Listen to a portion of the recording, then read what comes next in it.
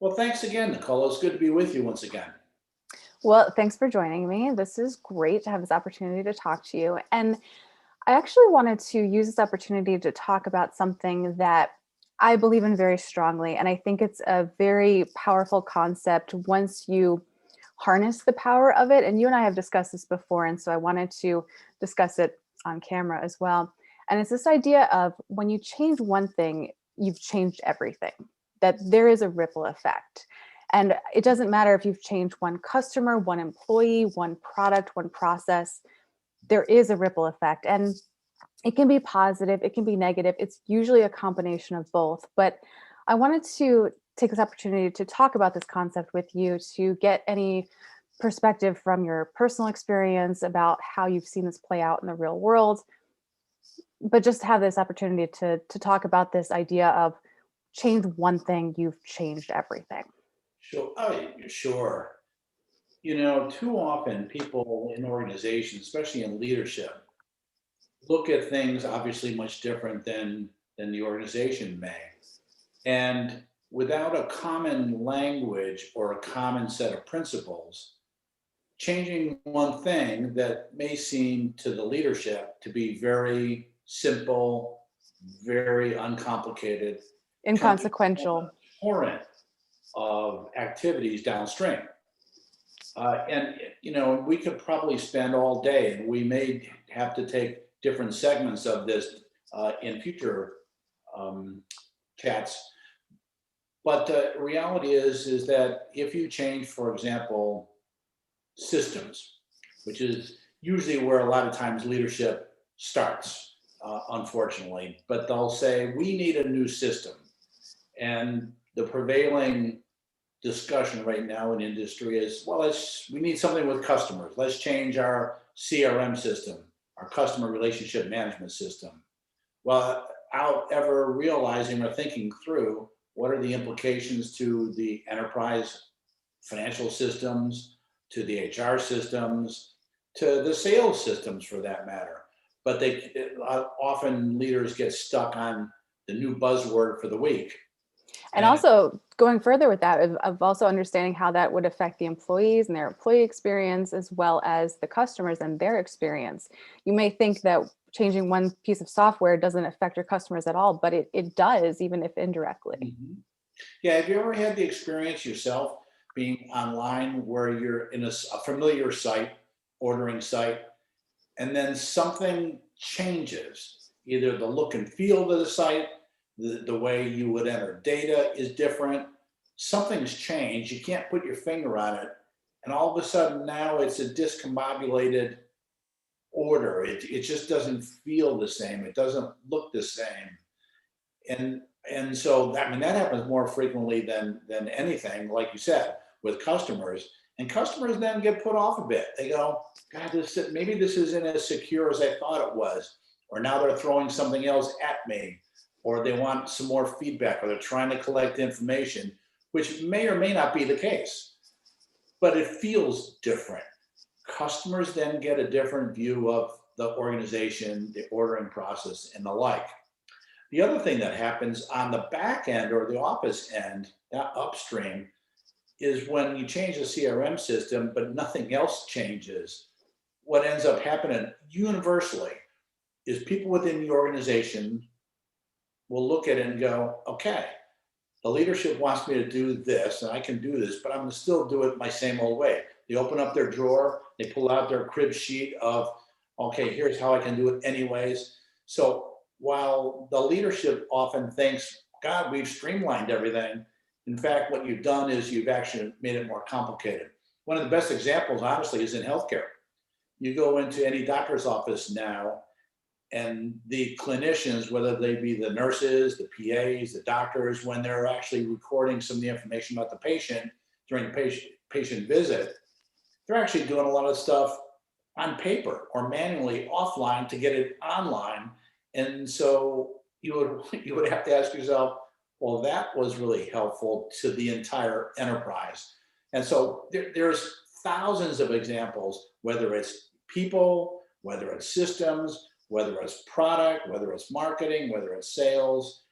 And again, it's often neglected by leaders in organizations, leaders have to realize that if one change happens, whether it's in people, products, the process, the flow, the business process, business rules, if you make one small change, it affects everything. Because now, again, we've driven industry, we've tried to drive healthcare to be this really fully integrated system.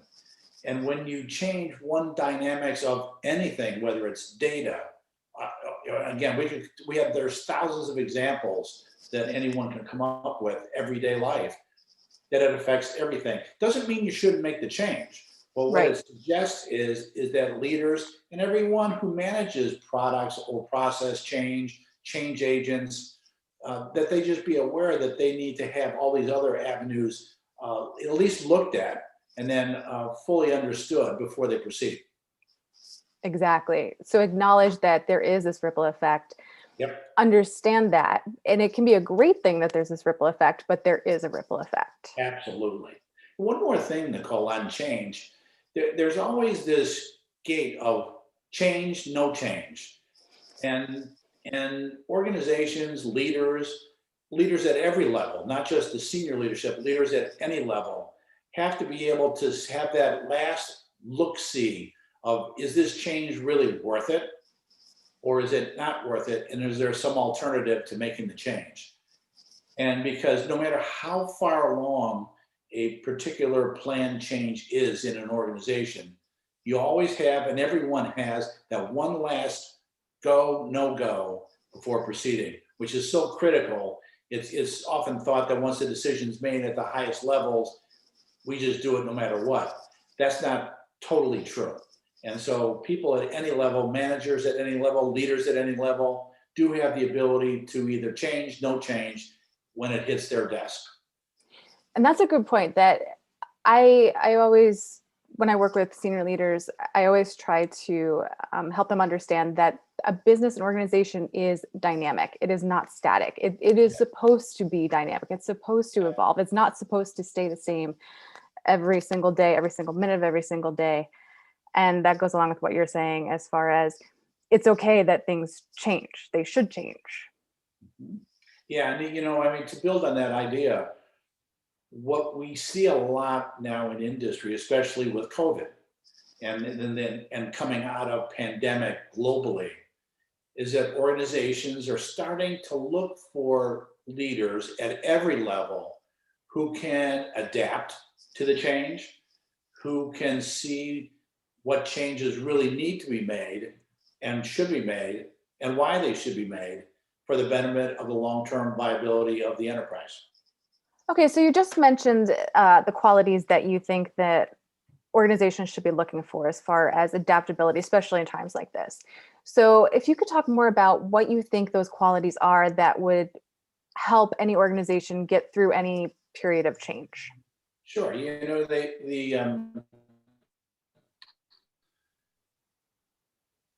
Resilience has been a word that's been out in industry for decades. Be resilient to economic change, to educational change, to financial change, to global change, to environmental change. But now we've got this other little nuance that's happened, is called a pandemic, a global pandemic that no one, literally, or very few people, ever thought of would ever happen to the degree that it's affected the world.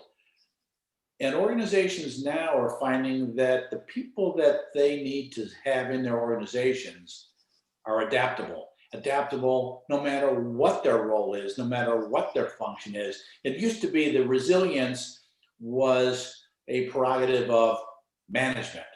Now what we're seeing is the difference in resilience and adaptability is everyone needs to be adaptable, because people are coming to work with situations in their family, in their children, in their children's education, In their own workplace. yeah, they're doing things so different now, just personally. So people come to work, and it's not that they get to the office, or even if they're working from home, be adaptable to handling 80,000 things at once rather than the 20,000 that they used to. And so this is why I think you're starting to see a change in hiring. That organizations, it used to be fit and feel. Could you see this individual working in your organization, right temperament, and all those things. And all those things are still true, and they're all important. But what we've seen more often now in hiring from leaders and executives, hiring their team, is can these people adapt? Can they change on the dime? The news is happening so fast and so furious. People are getting buzzed all day long of the news flash. And that requires someone in the organization to say, we were going down this way this morning. Now it's lunchtime. We need to change and go this way, whether it's product, people. And I say this with all deference to all management. We're seeing questions about adaptability in engineering because science is changing. Healthcare is changing. All the leaders in healthcare are looking for engineers and scientists who may be very deep into their science, but can change at a moment's notice and go in a different direction after lunch, because it's that critical that organizations and people be able to be flexible and change. So it's about resilience. It's about taking the licks when they come to you, but it's about what do you do with them when you get those. And those are the people that organizations are actually, quite frankly, having a hard time finding, because people have been trained just by our societal norms to stay within this resilience lane, as opposed to saying, it's okay to say, but what if, why not, how come, what will happen, why, so what? Those kind of questions need to be asked routinely every day, every minute of every organization's existence. Yeah, and going along with that, and the customer's needs keep changing. So you could think in the morning, hey, I'm focused on this. By lunchtime, things could change. So then you need to switch and focus on that. Whereas let's say you're manufacturing and you manufacture something related to COVID. Well, that's great, but can you do it today? Can you do it tomorrow or next month? That's a huge difference. That's right. I'll give you one little sidebar story. We ordered a simple tray, little table, and it was missing one of the little rubber grommets on the bottom, those things that make it slide better. And it was surprising that it came from overseas, but for a domestic US company. And I thought, there's absolutely no way. I'm going to try them and call customer service, but they don't have these parts laying around. So I called the customer service line that they suggested I use. And you know what? Sure enough, the other day, I got in the mail this little rubber piece. And it amazed me, number one, that I could get the part, because everything seems to now, when you order something, if you doesn't come complete, you can't get parts to fix it yourself. Right. It's not like it was IKEA or something. Yeah, it's like, hey, if you don't get the thing in the box, you're never going to get Tough it. luck, right? Yeah. So when I called customer service, the woman who was there with her dog barking, she said, "Do you have a few minutes?" I thought, well, I'm sitting here in my home office with not much to do other than to see if I could get this little piece. She said, "Let's go and look at the schematic online." And I'm going, never had that from some of the large companies, let alone a small intermediate. It was a nursery, a distributor company. She said, I found it. I go, you sure it's the right piece? She goes, yeah, the little rubber grommet that goes underneath on the table leg so it doesn't scratch your floor. She goes, I can order you one. I go, you can? She goes, sure. I mean, it should come with, and this was the remarkable point. She said, we sold it to you and it should come with all 4 rubber grommet legs. You ended up with 3. So I'm thinking, wow, how remarkable is that? Now, again, would it have killed us if I never got that rubber grommet? No, I would have been angry, would have been mad. But I walked away from this. And again, this whole notion that one change can make a difference. The change is that she took the time to not just say, well, it's another customer, who cares? She took the time to actually spend time with me, find the solution, get the solution. 3 days later, I get the part, and guess what? I'm a customer now for life, no matter what else happens. Yes, and I'm always saying that sometimes it's not the problem that is a problem, but sometimes that problem, so having a customer see an organization put the fire out, can pay off a millionfold. I mean, if I could have given this individual, a gift certificate to Dunkin' Donuts or something, that was like, you could really, and I was shocked because, we're all experienced. We're all in this. Nobody can ever help me for anything. It doesn't really matter what it is. It could be healthcare, it could be tables, it could be anything.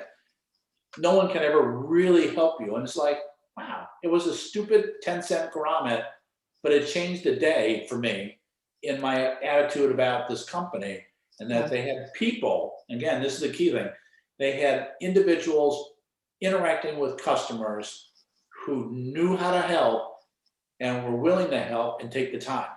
It became And me, not her.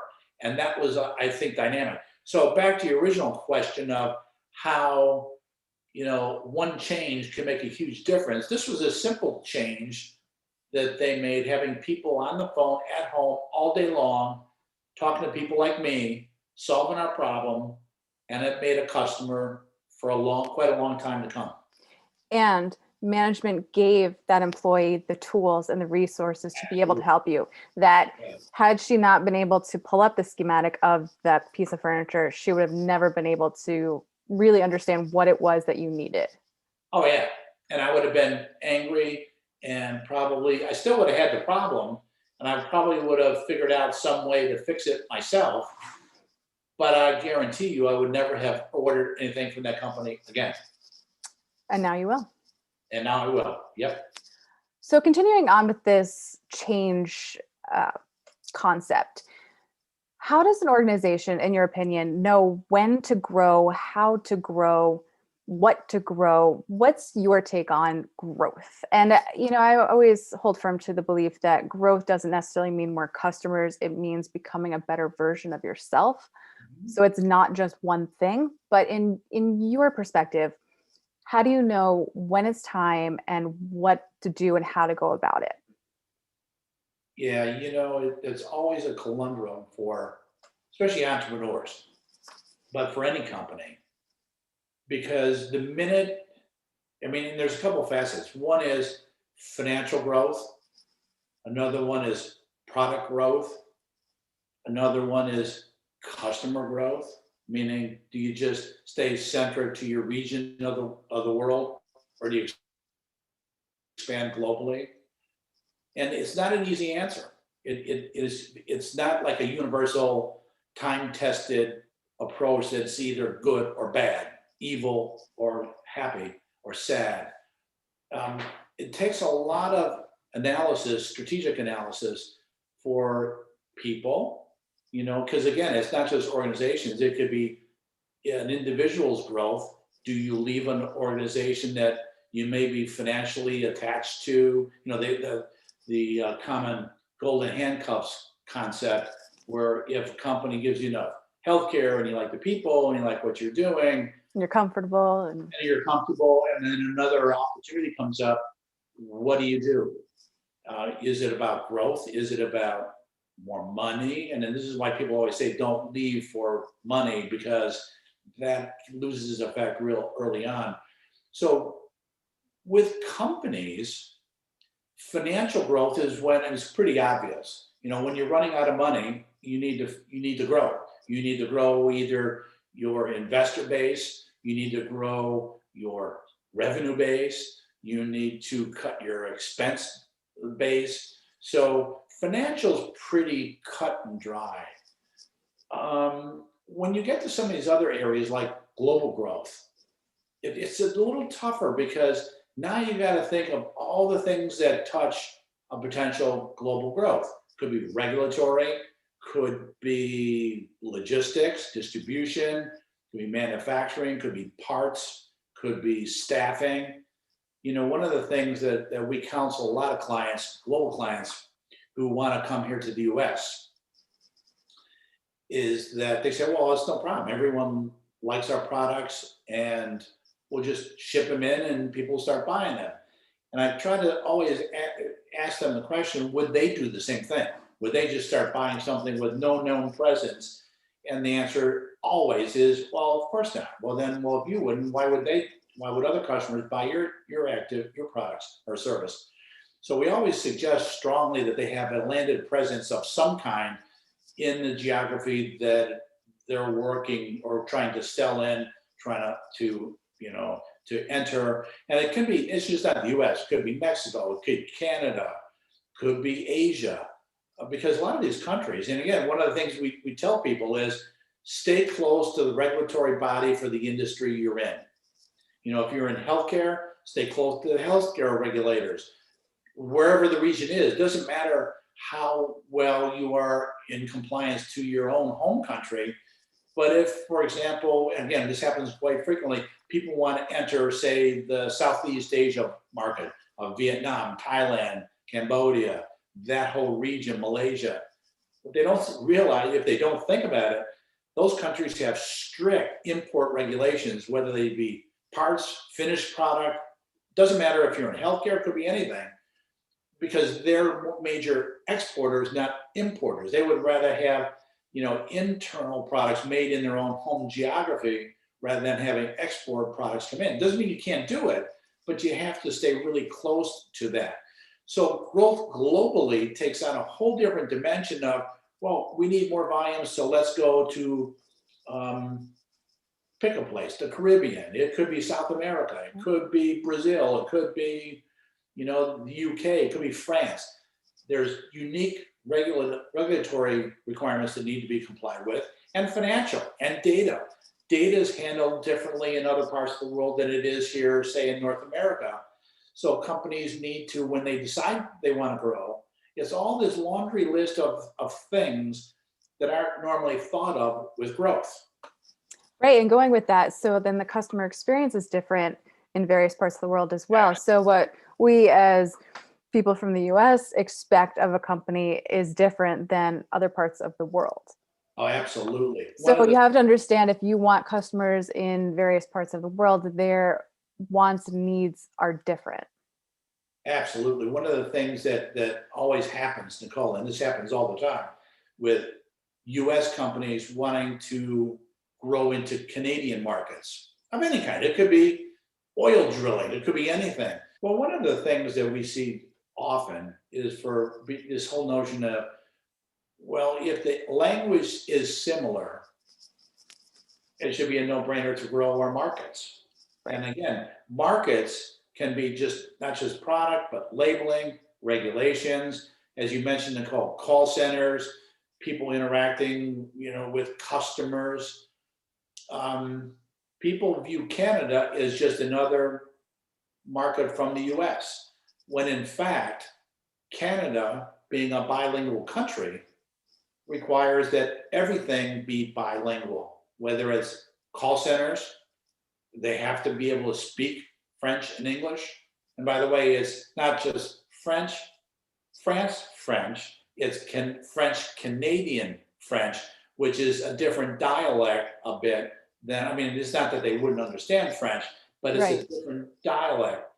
And I remember many years ago working with General Electric, and they had a call center where the people they would hire in the call center were literally director level people, because they were required to be able to speak both languages fluently, technically, and every other which way with customers, because every time the phone rang or they had an interaction online, they never knew, was a person fluent in French, English, neither, both. And so they had to be frequently, these people that were being hired into the call center were not what your traditional call center person profile looked like.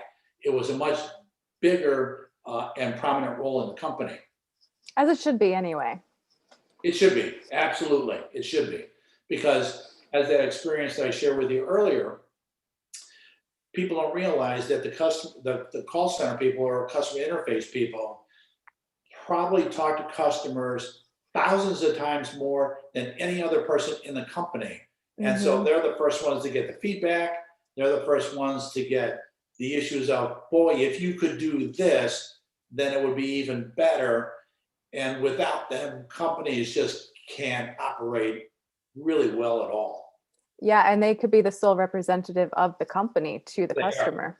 So I just wanted to end with something that you touched on on the last video that we did, and we were talking about success and be careful what you wish for. And, bearing in mind that everyone's definition of success is different and should be, I wanted you to talk more about what you mean by be careful what you wish for. I think on a surface level, most of us understand that there are drawbacks to getting everything we ever wanted. But I wanted to hear why that is something that you really want people in leadership roles to understand.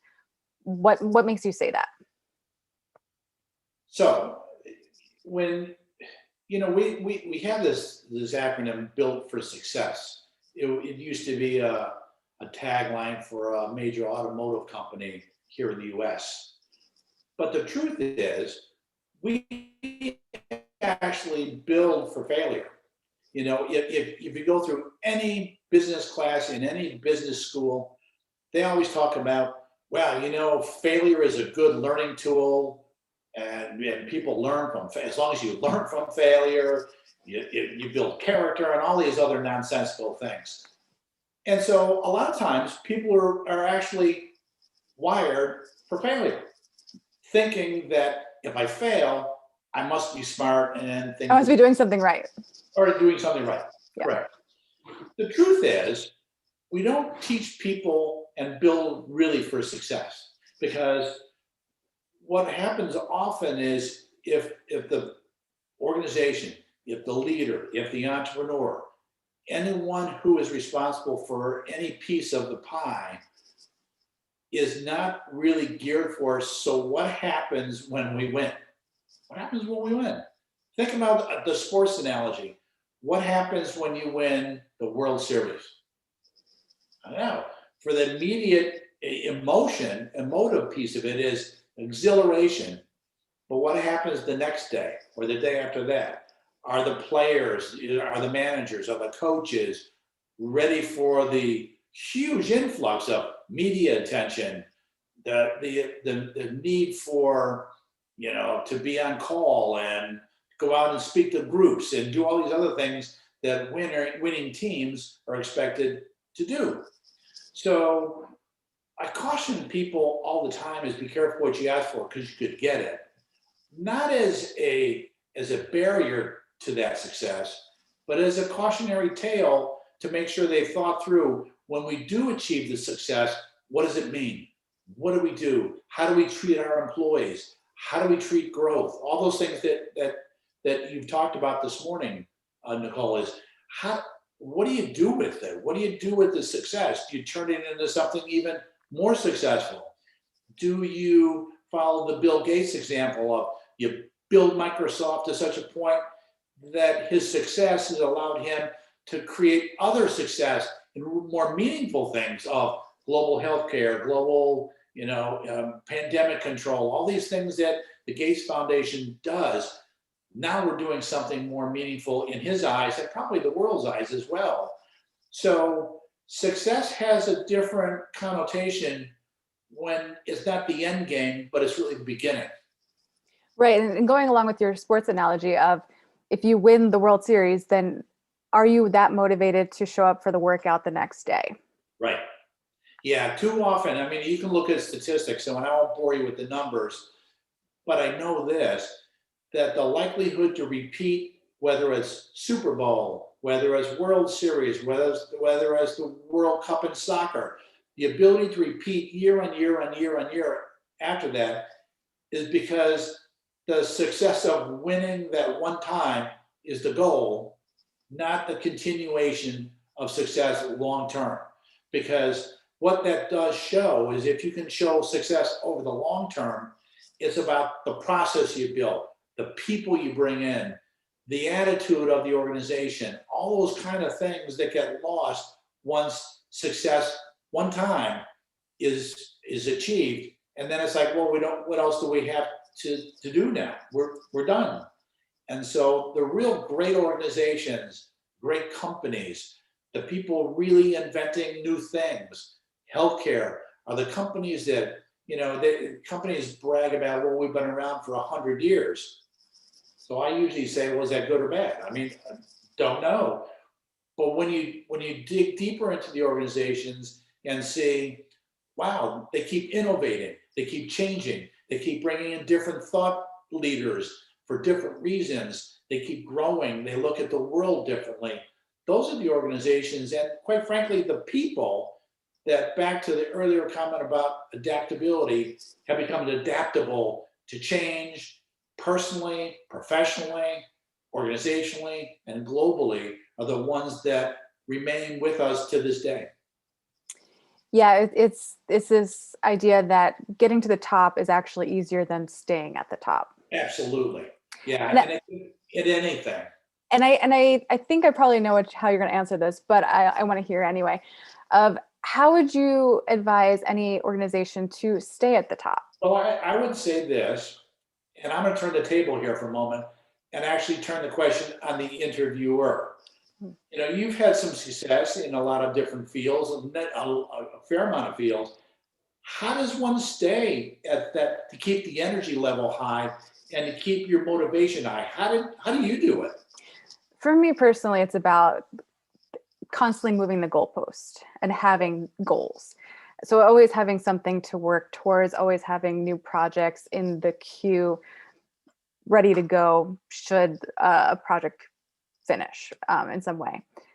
So for me, it's always about progress and always becoming a better version of myself, having, progressing my career, progressing my personal life, et cetera, et cetera. So for me, it's this constant momentum forward. But I know that's different for every person, every organization. That's not always the answer. As far as some organizations, it isn't necessarily about getting bigger. It's about consistency, because there is strength in being consistently at the top rather than having a mountain that you keep trying to climb or climbing new mountains. Sometimes or the best place for you to be is on that mountain, consistently on the top of that mountain.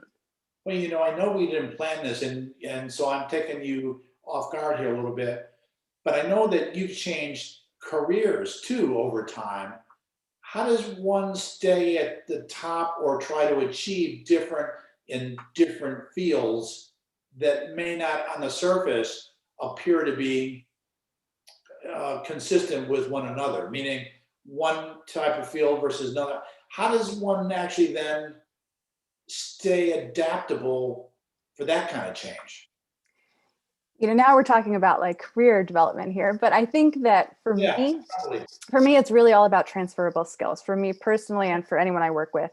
And I like to think about that when I work with organizations as well, is what are the skills that this organization brings to the table? I always think of an organization as a who, not a what. So what skills does this organization have? How can that be utilized in a different way, especially in times like this with COVID, where organizations have had to pivot so quickly? I feel that knowing what you do well and knowing what your mission is helps you, because even if the application of how you're going about doing that changes, you're still very rooted in your strengths of what you do well and what your customers are looking for from you, even if how you provide those services or products to your customers changes. So I think it's knowing who you are as a employee, as a person, as an organization, and knowing what your why is, why you're doing it, and what it is that you're trying to do. Then the how, that can change, and that can change really quickly and really easily if you have the other answers, if you know exactly who you are and what you want to do. Well said. That would explain why, as much as I have a passion, lifelong passion for baseball, for me, I realized that I could never be on the field because I strike out too much, and I don't have a good glove ratio for errors. But what I could become is a coach and a manager if I really wanted to stay with it. So I think that's well said, the way you put it, Nicole. You don't always have to be the player. There's other ways to do what you do in a different field because of those transferable skills. Well said. Yeah, and this works with organizations too, that you have an organization that does X. Well, COVID now changed that. Okay, well, what is that X? What is the root of that X? Not the surface level, but the root. What deep down does this organization do? Is there another way to go about doing it? So one last question for you. So with going along with this, be careful what you wish for and prepare for success. what are some of the maybe less commonly known pitfalls of success? So, we touched on this briefly as far as, if suddenly your organization gets a ton more orders, then you have to actually provide for those orders, so you have to have the inventory, you have to have customer service in place, all of that. But I think um, for some of the leaders and management that hasn't walked this path before, what are some of the things that, if you haven't walked this path, that you might not realize could be pitfalls of getting everything that your organization claims that it wants? Yeah, two things come to mind on that. This whole notion of be careful what you wish for, you get it. People can get sloppy. People can get sloppy in their thinking, in their activity, in their expectations, in their interactions. And the minute people or organizations get sloppy, don't follow, it's kind of like, ride the horse that brought you to the circus. If you can't, if you get off and you get off track, and it's easy to do, by the way. It's people start to believe the myth about their own success. I am the smartest person in the room. We have the best product in the world. Sloppiness, inattentive to detail, inattentiveness to customer needs, to changing conditions. I say conditions because it's just not markets. It could be everything from the pandemic. Think about all of the people, and again, there's no way they could have figured this out or known this, but all the people that started to open restaurants literally the week before the pandemic hit, globally. The airlines could not have planned this. This was the worst catastrophe. However, how people respond to that is the same way people respond to success. And there's countless obituaries of companies who got on the playing field. Well, we wouldn't have to go very far. MySpace. Think about some of the early precursors to Facebook who thought they had it figured out. I don't want to say they got sloppy, but they got a little lazy. No one can compete. There are no competitors. There is no other. We are the market. People only hear about them in archives because they no longer exist. BlackBerry, another good example. Still around, I think, hobbling, but for the longest time, BlackBerry, as people remember, if you have to be old enough to remember, was it. If you had a BlackBerry, you made it. You were an executive, you made it, blah, blah. And then iPhones and Androids and every other thing came out. They got sloppy. They got sloppy in their technology, in their interactions, and then I think in their own mental process about what they did. Yeah, you raise a good point, because I worked with a software company that the founders said, well, this is the best product ever, basically in those terms. And I thought, well, yeah, today you have the best product ever, but what about tomorrow? I mean, this is not something that's so mind-blowing that no one else will figure out what you're doing. So going with your examples with MySpace and BlackBerry is, yeah, you may have the best product today, but what about tomorrow? So I like that idea of one of the downfalls of success is believing that what is true today is going to be true tomorrow, and that's not necessarily true. Yeah, I'm going to leave you with one other example. And again, it comes from an industry that you've got some experience with, the cruise industry. A number of years ago, and this was way pre-COVID, we were on a trip. And you know how during the course of the trip, the captain comes down and they do champagne and all this kind of stuff, right? The captain claimed that his ship was the best in the industry, in the world. Hands down, and the best crew, best everything. Truth is, it was the worst cruise, it was the worst crew, and it was just a total disaster. And as a result of that, we never went back. And then we happened to, for some odd reasons, get back on that cruise line a number of years later, shared the same comment with the cruise director, who said, oh my God, and was appalled that it came from his company. that a captain actually said this. And he goes, that's the mark of when you know you're failing. When any organization is failing, because when you start to believe the myth about yourself, whatever that self is, it all falls apart. And I know that you had some experience in the cruise industry as a director, so you know that that's probably one of the worst things you can think. Yeah, the minute that you think that you're the best, there's no room for improvement, is the minute that your competition rushes past you. Yep, absolutely. If you like this video, make sure to hit like and subscribe. See you next time.